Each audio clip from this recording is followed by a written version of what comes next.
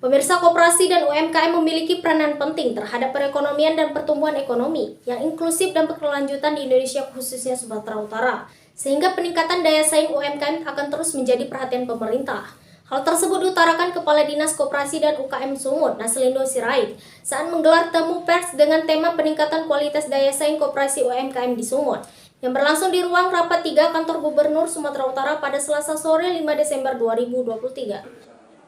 Naslindo mengatakan Pemprov Sumut melalui Dinas Koperasi dan Usaha Kecil Menengah telah menyiapkan sejumlah strategi dalam upaya meningkatkan kualitas daya saing koperasi dan UMKM di Sumut. Seperti penguatan legalitas usaha koperasi dan UMKM dengan mendorong UMKM ke sektor formal melalui layanan pendampingan perizinan sehingga meningkatkan kepercayaan masyarakat terhadap usaha, serta penguatan kualitas koperasi dan UMKM melalui inkubator bisnis dan pelatihan peningkatan kualitas SDM, struktur organisasi, pengelolaan usaha, pemasaran, permodalan, sarana dan prasarana usaha, jaringan bisnis. Ya, jadi kan kita tahu ya persoalan koperasi dan UMKM kita itu yang memang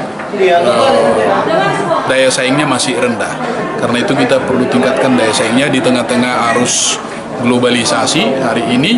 Ya, produk-produk luar sudah mulai masuk di daerah kita. Jadi karena itu kita memperkuat dari sisi produksi, bagaimana supaya mereka memproduksi yang efisien, mulai dari mereka bisa mendapatkan bahan baku yang murah, mereka juga bisa kita dukung dalam produksi bersama.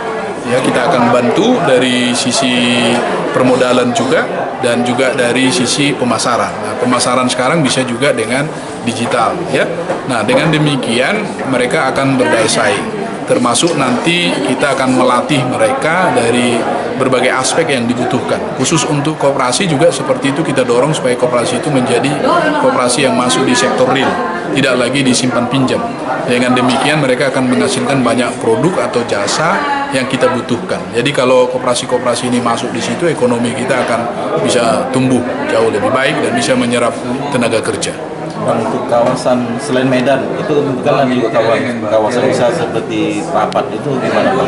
Betul, jadi kita akan lihat ya, masing-masing daerah itu punya nanti karakteristik. Jadi contoh seperti daerah-daerah pertanian, kita kembangkan koperasi pertanian untuk menghilirisasi produk-produk olahan, tanaman pangan, hortikultura.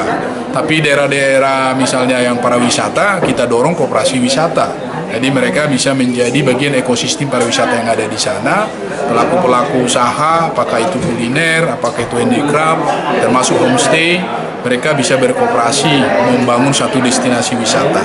Nah, kalau itu misalnya di perdagangan atau industri pengolahan, kita dorong di sektor industri pengolahan. Jadi kita cocokkan dengan karakteristiknya, termasuk yang kita bicara mengembangkan ekonomi syariah ya, ekonomi industri halal. Jadi beberapa misalnya pondok pesantren yang bisa kita dorong untuk menggerakkan pergerakan koperasi ya, gerakan koperasi dan juga meningkatkan ekonomi ya di sekitar wilayah itu. Ya, kira seperti itu. Dari Medan Sumatera Utara, Asinuran mengabarkan.